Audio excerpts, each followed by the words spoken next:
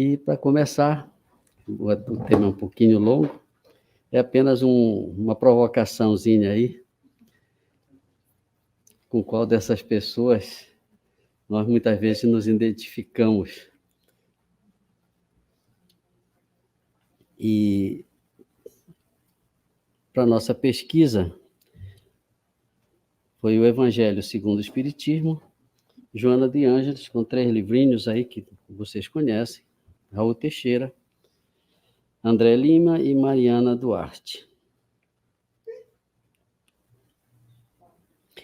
E nós começamos, então, com o primeiro questionamento. Será que eu me considero uma pessoa vingativa? É para que nós reflitamos um pouquinho e nos façamos essa pergunta. Será que eu me considero uma pessoa vingativa? Pois bem, vamos analisar para frente. Quando guardamos ressentimentos, acabamos por praticar pequenas vinganças. Criticar. A gente acha que criticar não é uma vingança, mas é uma vingança, sim. Falar mal. Gostamos também, não é? Desprezar, disfarçada de bom humor. Ele que aguarde, né? Ele vai ver o que é bom desprezo. E a gente usa muito essa frase pesada, né? Tratar os outros com frieza. Jogar um olhar atravessado. E essa última também, que a gente usa muito. O que é dele está guardado. Não é? A gente não esquece isso. Não tem problema, mas o que é dele está guardado. Este tema... Vontade de vingança mesmo. Este tema é um dos temas que eu considero, em relação aos nossos sentimentos, o mais difícil de nós dominarmos. Porque a cada instante, como nós vamos ver um pouquinho para frente, nós estamos fazendo um ato de vingança. Vingança, não sei se pode se dizer grande ou pequena, é uma vingança. Então, é muito difícil nós trabalharmos o nosso pensamento, a nossa mente, para que nós não cometamos esse sentimento de vingança em relação ao outro.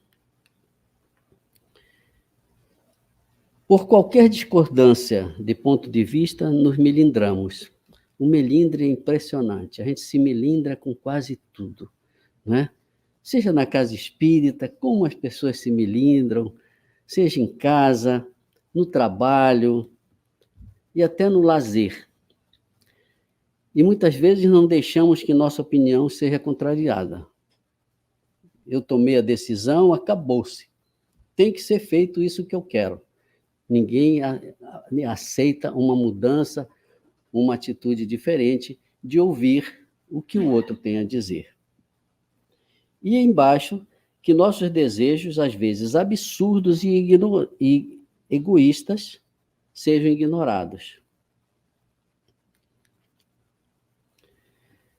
Sentimos estranha satisfação quando alguém que não gostamos sofre dificuldade. Isso é um grande sintoma da vingança. Nós não gostamos de alguém, aquela pessoa está passando, nada mais do que ele merecia, não é? A gente gosta de usar.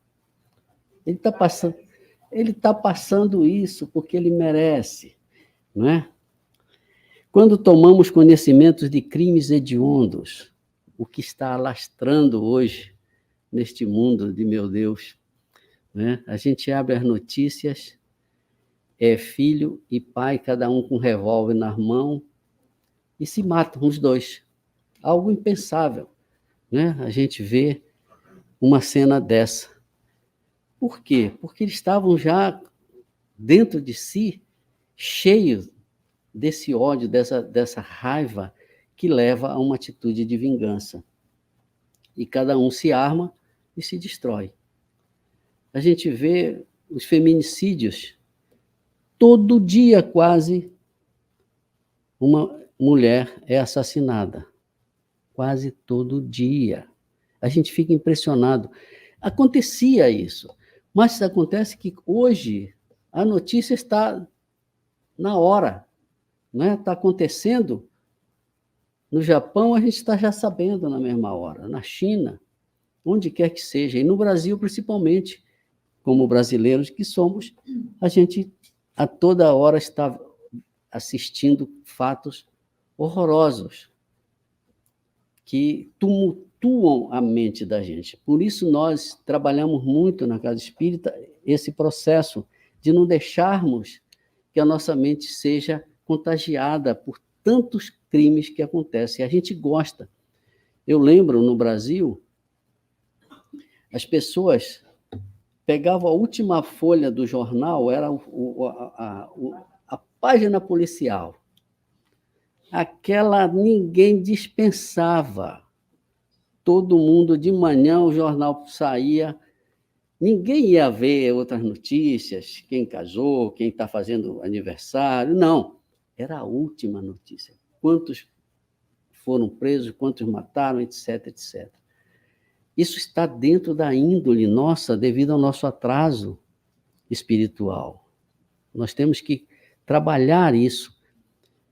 A gente aqui está fazendo exatamente isso dentro da casa, tentando cada dia ser melhor um pouquinho. O primeiro sentimento nosso, desejarmos que o indivíduo sofra na própria carne a dor que fez outros passarem. Quando passamos a ser cúmplices da violência, incentivando-a inconscientemente. A gente vê um fato e vem logo esse pensamento. Ele vai pagar na mesma moeda. Então, nós estamos agindo dessa maneira vingativamente. A vontade de ver a justiça sendo feita, muitas vezes, nos torna injustos.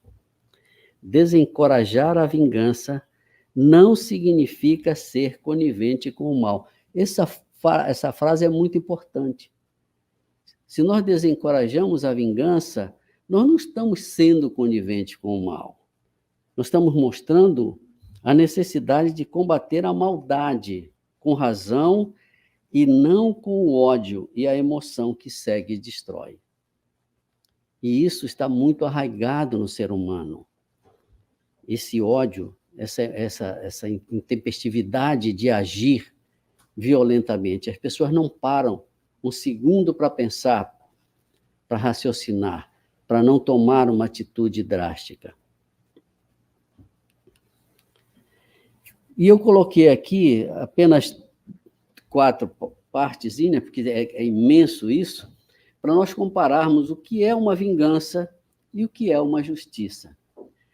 A vingança, ela não pode ser comparada a um valor, e sim a um desejo de retaliação que visa uma satisfação individual. Nós queremos retaliar. Alguém fez alguma coisa, me pisou o pé, eu tenho que ir também fazer a mesma coisa. Então, nós queremos retaliar o outro quando nós nos sentimos que fomos atingidos por essa vingança. E a justiça? A justiça ela é regida por uma ética que regula a vida humana em sociedade, visando um bem comum, mesmo quando ela se manifesta na forma de punição. Então, a justiça é feita, ela vai se fazer, mas ela visa um bem comum, de proteger a sociedade. E nós não temos que, mentalmente, fazer a vingança também, porque é uma expressão de energia. Nós já falamos, várias pessoas aqui, que nós somos isso, nós somos energia. Uma outra análise. A vingança cometida por pessoas emocionalmente frágeis revelam de imaturidade e desequilíbrio emocional que não aceitam nenhum tipo de frustração. A pessoa é tão egoísta, é tão vaidosa, ela não aceita nenhum tipo de frustração. Ela quer cometer a justiça de qualquer maneira. E a justiça diz o seguinte: ela possui um valor universal, estando ao lado de outros valores, como liberdade, solidariedade e dignidade. Né? Inclusive, eu lembro, isso aqui está foi a luta na França, quando houve a Revolução Francesa, está lá na bandeira da França, né? Liberté, solidarité, dignité. Pois bem, o indivíduo vingativo, ele sente apenas um prazer momentâneo, que é tomado rapidamente por um vazio existencial, acompanhado, na maioria das vezes, por um sentimento de culpa e remorso. Isso é muito comum acontecer. O indivíduo ele faz a vingança. Naquele instante, ele estou vingado. Ele achou que estava tudo bem.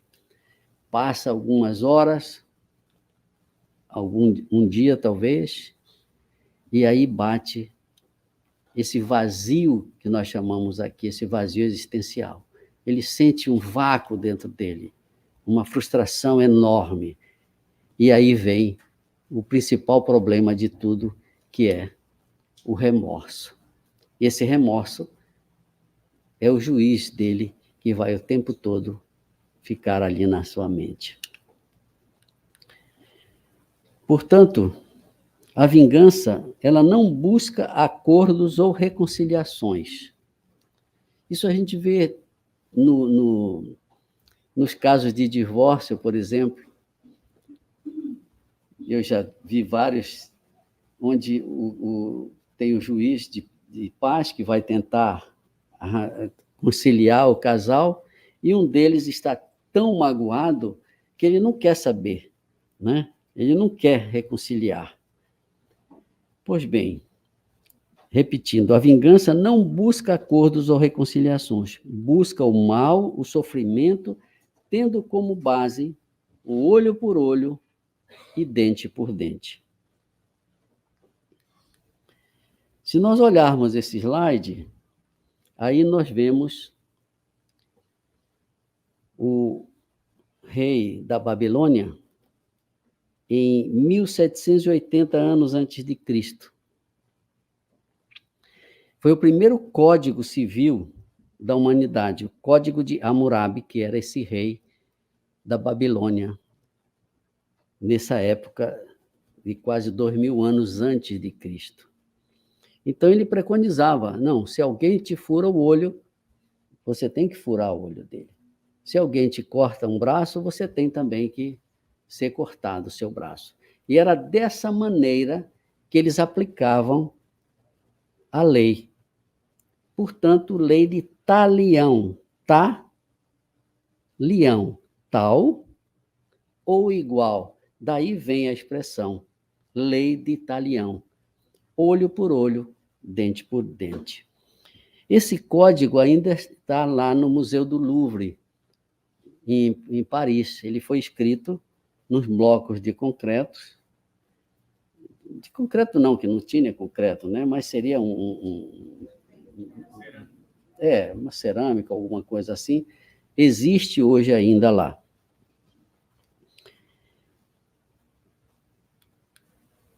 E aí chega o mestre.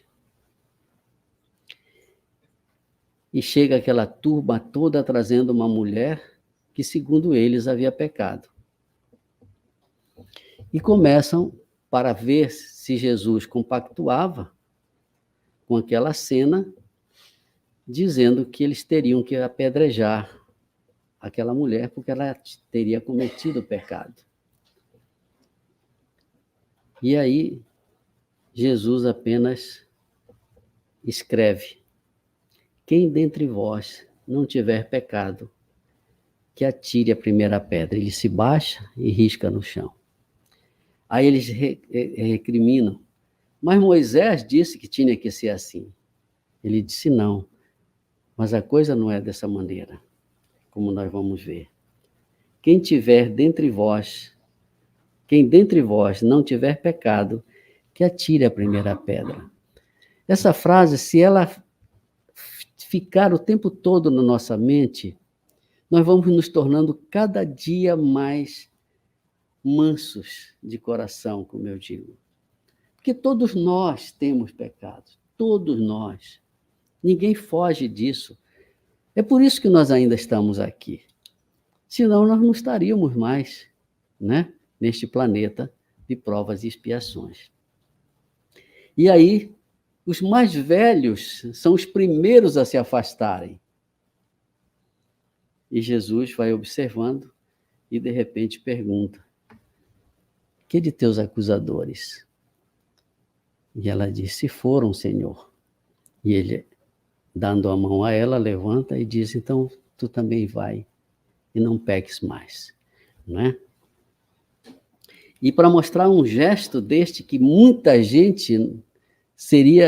muita gente seria difícil, não é? Quando João Paulo esteve lá no presídio para abraçar o homem que tentou assassiná-lo.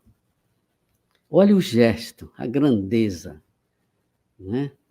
É tão difícil. Será que nós teríamos essa grandiosidade? É difícil. Não, mas ele tentou me matar e eu vou lá perdoá-lo, dar a mão a ele. E ele fez isso. O que ele estava fazendo? Estava preconizando exatamente os ensinamentos de Jesus, não é? Onde nós vemos Mateus nos dizendo: se alguém te bater na face direita, oferece-lhe também a outra face. Porque Jesus pregava a mansidão, ele não pregava a violência. Se alguém te bate numa face, dá-lhe a outra também. Portanto, o ato de se vingar é uma resposta impulsionada por sentimentos, como a raiva. Isso nós temos que trabalhar dentro de nós. Muitos de nós têm um ímpeto muito grande, é colérico, qualquer coisinha já está saindo do trilho. O ódio, isso é um veneno para o nosso organismo, para a nossa mente. Nós guardarmos ódio, rancor, injustiça. E que pode ocorrer de várias maneiras. Violência física. Isso acontece muito. Principalmente, como a gente vê, seja entre amigos, seja em casais, né? Começa a agressão verbal, dessa agressão verbal vem a violência física e, às vezes, a morte. Recentemente saíram outras notícias que eu digo para vocês, eu só leio um pouquinho para poder estar atualizado para fazer nossos trabalhos, mas ele não queria se conformar com a separação que ela pedia e simplesmente pega um revólver e dá-lhe um tiro na mulher. E vários outros casos similares. Outra forma sutil, disfarçada de comentários maldosos, nós fazemos um comentário maldoso. Num comentário maldoso, nós estamos fazendo vingança, nós estamos nos vingando. Com ironias, durante conversa com a pessoa da qual nos ressentimos. Então, muitas vezes, a gente está com aquela pessoa que estamos ressentidos e começamos a agir com ironia com ela, em vez de abrirmos o nosso coração e perdoarmos. Portanto, é comum encontrarmos as pessoas, nos episódios do cotidiano, a exigir justiça. E aí vem duas perguntas. Qual é a motivação dessas pessoas que leva a pedir justiça? Por que estão pedindo justiça contra os outros? Vamos analisar. porque querem uma justiça que possam ver, da qual possam se ufanar. Então, as pessoas querem ver a justiça ser feita com as próprias mãos. E, infelizmente, hoje, com as notícias falsas, tem acontecido vinganças assim. Recentemente, um rapaz foi acusado, injustamente, que ele tinha cometido um ato que desabonasse ali aquela região, aquela área. Alguém falou que era ele, e todo mundo foi para cima dele e lincharam o rapaz. Quer dizer, nós estamos vivendo o século XXI e a gente vê isso. As pessoas ainda querem fazer a justiça com as próprias mãos, porque querem ver, e acham que estão fazendo justiça. Daí a alguns dias, descobre-se que o rapaz não tinha culpa de nada. E olha aí, a violência, né, da justiça sendo feita sem um raciocínio. E ainda porque querem uma justiça que possam ver. Quer dizer, as pessoas veem e se locuplasem muitas vezes com aquele ato. Nesse caso, já não há justiça. Aí existe vingança. Portanto, toda justiça que age fora das bases do amor se torna crueldade. Justiça sem amor é vingança social. Cristo propôs que não julgássemos, porque com a mesma medida com que julgássemos, seríamos julgados. Essa frase é importantíssima. Muito, muito grande. Nós estamos aqui exatamente tentando trabalhar dentro da nossa mente esse lado. Não julgueis. E a gente, inconscientemente, depois cai em si, a gente julga. Hoje mesmo, na leitura do trabalho, antes que a Marisa estava aqui fazendo, estavam tratando exatamente disso. Com você também.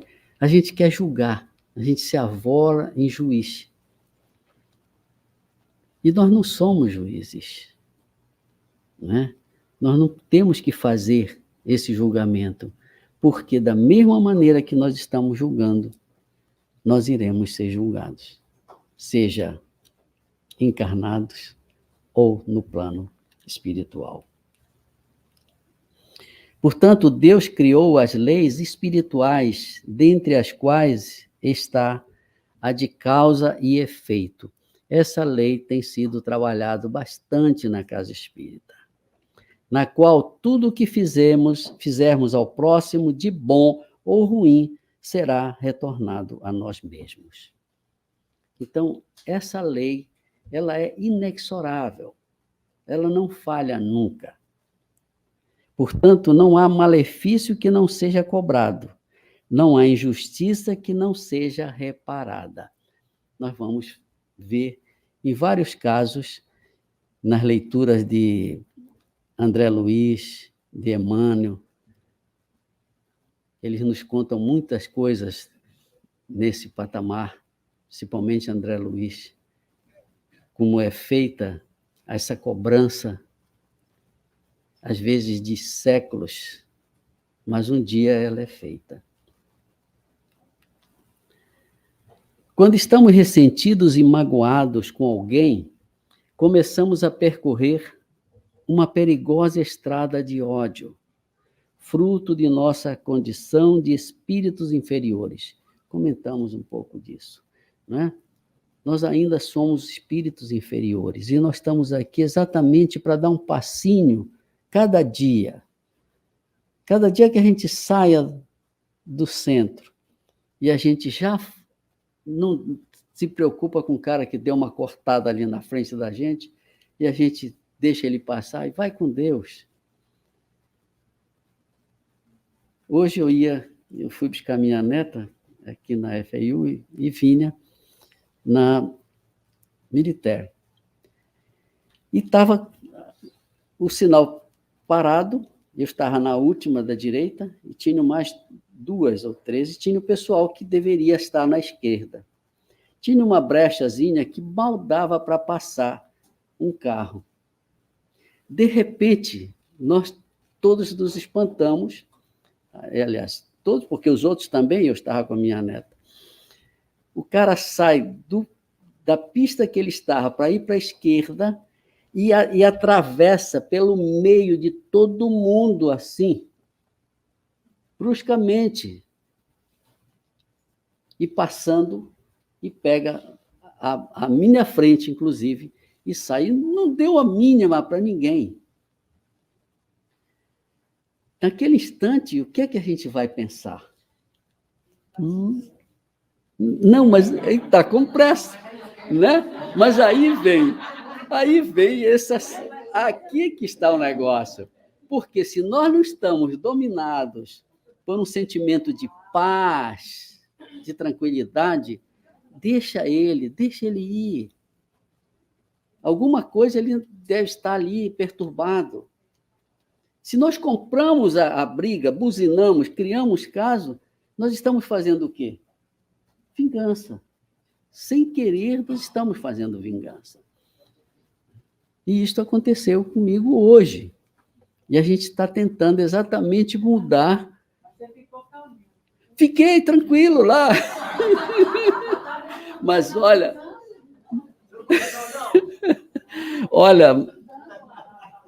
Marisa, há muitos anos atrás, eu era muito diferente. Muito, muito, muito, muito, muito. Eu tinha muitos colegas do CPUR e alguns assumiram outros postos, etc.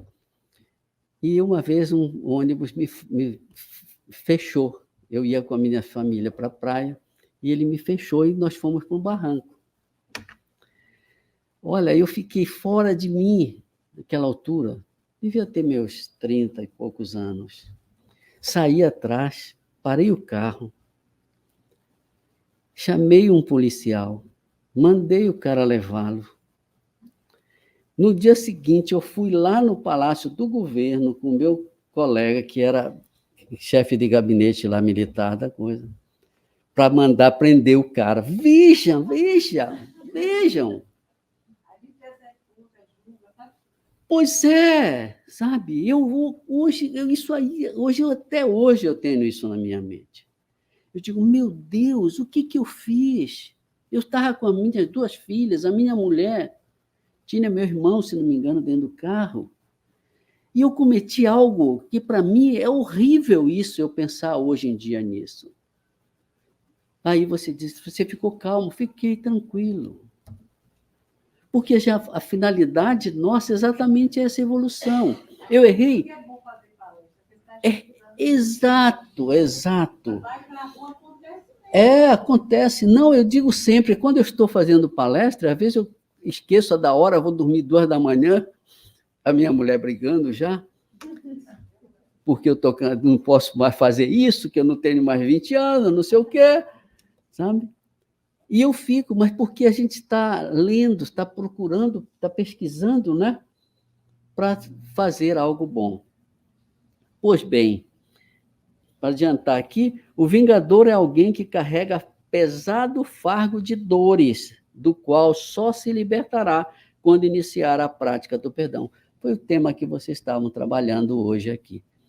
Ele carrega muitas dores. Quando ele chega, como foi tratado no atendimento do centro espírita, em alguns casos ele vem falar e a gente tem que escutar.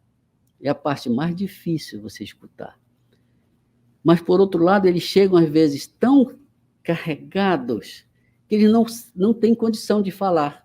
Eu estou até fazendo uma palestra sobre esse assunto. A pessoa só chora, né, Marisa? Chega perto e só chora. Aí nós temos que aguardar, passar aquela fase, acalmar. Talvez na próxima ela já consiga se expressar e dizer o que está sentindo. Né? Por quê? Porque nós não sabemos essa carga pesada que cada um de nós carrega. Nós não temos ideias de quantas e quantas encarnações nós vemos carregando e amontoando esse peso todo. Estou com tempo ainda? Ainda estou com tempo? Quando o sentimento de Quando o sentimento de vingança for mais forte que o desejo de perdoar, devemos empreender todo o nosso esforço por desenvolver os sentimentos de fraternidade e tolerância. Isso é muito importante. Fraternidade, a irmandade entre nós, o amor entre nós. Sermos tolerantes. É muito difícil esse trabalho, mas a gente consegue. Eu garanto a vocês que a gente consegue, sim. À medida que a gente vai treinando, a gente vai conseguindo ser mais tolerantes. Buscando onde? No Evangelho e na prece, o amparo e inspiração para nos libertarmos. Nós temos, graças à doutrina espírita, nós temos fontes maravilhosas que nos fazem, aos poucos, ir mudando. O primeiro livro do André, né? Eu já li, eu acho que umas 5 vezes, mais ou menos. Mas é maravilhoso, né?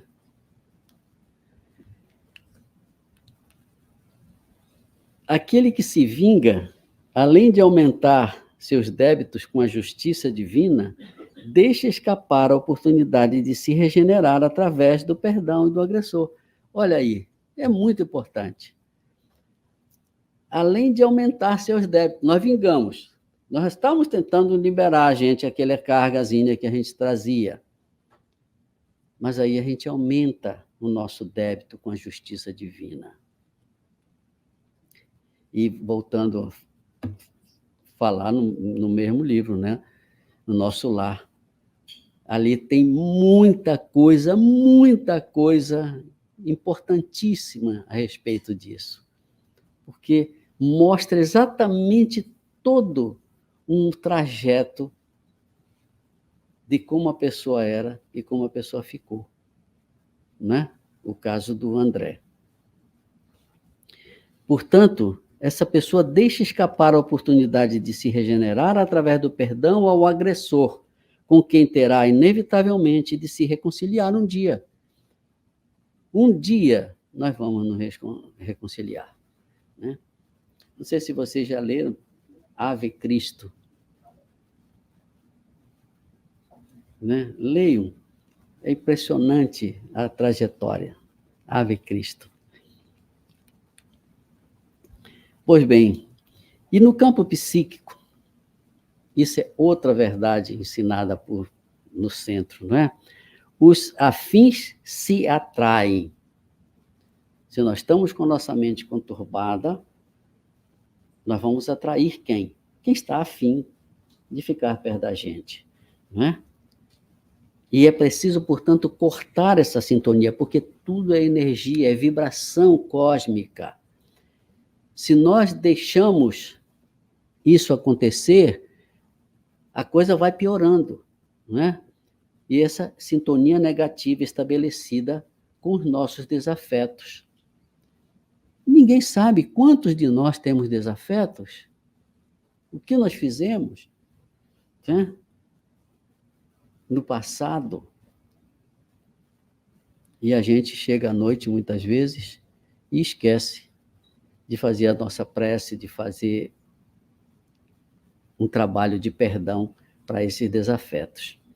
Portanto, orar pelos nossos inimigos espirituais e por nossos obsessores, porque eles se enquadram nas recomendações do Cristo.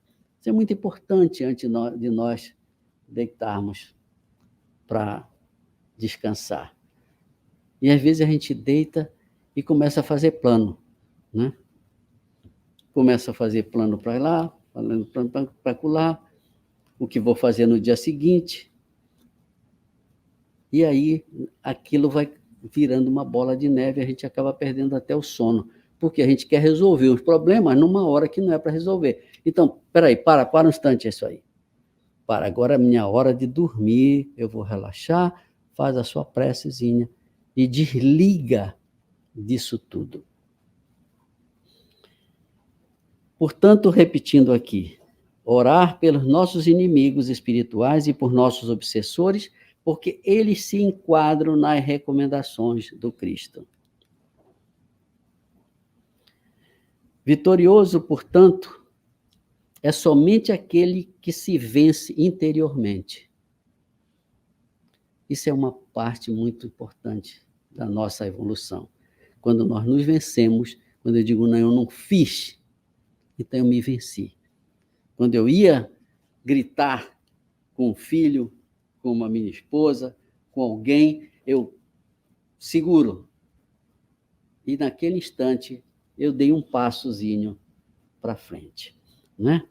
Portanto, é somente aquele que se vence interiormente, mesmo que vencido exteriormente. Por isso, amarás teu próximo como a ti mesmo. Façamos isso. E Chico nos diz o seguinte: quando alguém lhe magoar ou ofender, não retruque, não responda da mesma forma. Apenas sinta a compaixão daquele que precisa humilhar e ofender, e magoar para sentir-se forte. Esse é o nosso Chico, né? É o nosso Chico. Eu acho que depois de Cristo, meu Deus, a gente não conhece assim. Nunca ele se magoava, ele se ofendia, ele perdia a calma nem nada. Sendo bombardeado muitas vezes da história dele, rapidinho, e ele sempre mantinha a calma. Quantas vezes tentaram, perseguiram, né? Procissões faziam frente da casa dele, etc, etc, etc. E ele mantinha a calma, a serenidade. Pois bem, e para encerrar, tem um ator, aliás, um escritor e humorista americano, Don Herold. Ele fez um poema que eu acho muito lindo, que se chama Instantes. Ele viveu 80 e poucos anos e veio depois falecer aqui na Flórida deixa eu ver se eu lembro, uma dessas cidades nossas daqui da Flórida. Vou ver se eu... Não foi... Não estou lembrado. Mas, bom, ele diz o seguinte, para nós refletirmos bastante. Se eu pudesse novamente viver a minha vida, na próxima, não tentaria ser tão perfeito. Relaxaria mais. Bem poucas coisas levaria a sério. Viajaria mais, contemplaria mais entardeceres, subiria nas montanhas, nadaria mais rios, iria a mais lugares onde nunca fui, teria menos problemas imaginários. Se eu pudesse voltar a viver, trataria somente de ter bons momentos. Porque se não sabem, disso é feita a vida, só de momentos. Não percam o agora. Se eu pudesse voltar a viver, começaria a andar descalço no começo da primavera e continuaria assim até o fim do outono. Daria mais voltas na minha rua, contemplaria mais amanheceres e brincaria com mais crianças. Se tivesse outra vez uma vida pela frente. Mas já viram, tenho 85 anos e estou morrendo. Esse caricaturista nos deixou uma charge muito importante, que é essa carga que nós carregamos na nossa consciência. Não é? Ele mostra esse peso que nós muitas vezes carregamos e que precisamos eliminar da nossa mente. Porque essa consciência pesada por todas essas aflições do dia a dia é uma prisão para a nossa alma, para o nosso espírito. Portanto, Bacelli diz assim, pelo espírito Inácio Ferreira: não haveremos de nos isentar de nossas culpas enquanto não as houvermos sanado completamente. Isso Jesus falou. Eximir a consciência dos erros cometidos no passado, a fim de caminharmos livremente para o futuro. Desculpem o tempo,